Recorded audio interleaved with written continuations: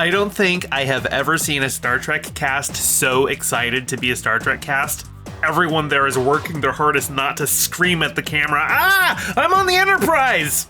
I'm Gayfesh, and today we'll be talking Star Trek Strange New Worlds, Season 1, Episode 1, fittingly named Strange New Worlds. But before we get started, make sure to like, subscribe, and ring the bell. Spoilers? Tell you what, we'll go light. The plot itself seems to take a back seat to introducing us to some of the new characters, and that's fine. It's the pilot, that's what it's here for. Practically every one of the crew gets a moment to shine, save for Hemmer, who gets no speaking lines in this one, and a surprise crew member who I will not talk about this week because I want you to go subscribe to Paramount Plus and see it for yourself.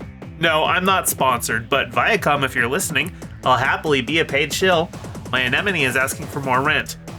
Don't worry, folks. I still have integrity up to a point. If I start pretending Picard is the best show ever, they'll have bribed me with enough money to build a full-scale replica at the Enterprise D bridge as a home theater. Speaking of full-scale bridge replicas, I think this show strikes quite a marked shift from the disregard for TOS aesthetics that Discovery has. Of course, you can't just build the same solid color cardboard set walls and call it good. That would be ridiculous. But they really try to give it more of that 60s retro feel. Control panels have physical buttons, things have blinky lights, cell phones are from the aughts. Because we know the fates of a lot of these characters, the show is actually playing heavily upon that knowledge. Spock's engagement to T'Pring is shown here, and it looks like it's ultimately his neglect for her due to his Starfleet career that will cause her to ultimately reject him. And Pike, who saw a vision of his future in Discovery Season 2, is reluctant to return to the chair.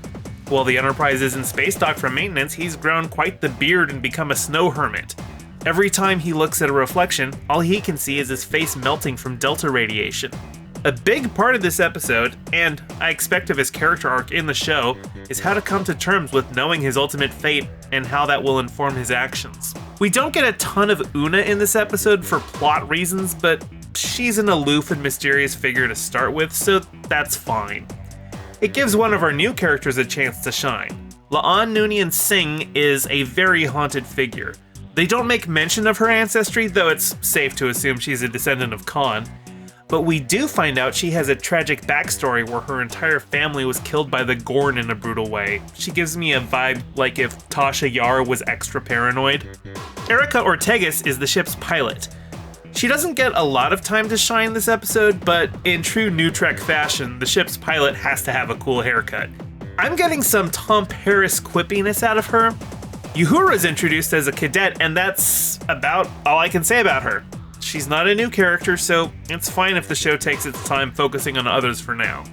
Dr. Mbenga and Nurse Chapel, I can tell I'm really gonna like. This version of Chapel feels absolutely nothing like Majel Barrett's, but that's okay because she really had no characterization in TOS beyond pining for Spock. Here we've got a dynamic where they're old friends and they just exude pure joy at doing their jobs. Most Star Trek doctors start out solo and then later they get someone else in sickbay to give them more interactions to bounce off, so this show skips that and we just have a great dynamic from the start. In true Trek fashion, they give us a good old classic Prime Directive episode with a primitive world that's basically modern-day Earth with alien foreheads. Starfleet's investigating because they detected a warp signature, but the planet should not be ready for it. In a move that surprised me, this is actually direct fallout from the Discovery Season 2 finale. It apparently happened close enough to this planet that they were able to observe it with their telescopes. Unfortunately, they aren't building a matter-antimatter device for space travel, they're building a bomb. And since they were inspired by observing Starfleet ships, the influence on their culture has already taken place. So, Pike decides to give them a good Kirk-style speech about how they gotta put aside their differences and stop killing each other, otherwise they'll blow up their planet like we did. This is explicitly political. In the world of this show, World War III starts right here, right now, present-day America. We're seeing the increasing balkanization of red and blue states, and a second civil war, as horrifying as its implications are, is not unthinkable. Unfortunately, the show doesn't give real answers other than, hey, don't do the bad thing. You can't expect them to quote Marx every episode, but it would be nice for the show to address specific issues in more depth than we have here. One final note, which is a bit of a complaint. You can tell that the show is using ILM's stagecraft system, the technology developed for The Mandalorian, but it's not being put to good use. I think it's best suited for simulating alien planets, but they keep using it for massive empty rooms. Discovery Season 4 ran into the same issue. It ends up looking too big and too bare and too fake. If you're filming a ship's interior, that's something you should build physical sets for. Use the volume for its strengths. So what do you think? Is Star Trek returning to form? Are you excited for episodic television again? Let me know in the comments below. I love how much the title sequence feels like a return to the old shows. I have zero complaints about it, either in visuals or in music. Be sure to like, subscribe, ring the bell, and share the video with your friends. Subscribe to my Patreon to get shouted out in future videos. Check out my Bandcamp for banging tunes, including all the tracks you heard in this video. Follow me on Twitter @GayestFesh, and don't forget to check out my podcast, The Rest of Both Worlds, where I go through Star Trek The Next Generation with a friend who's never seen it.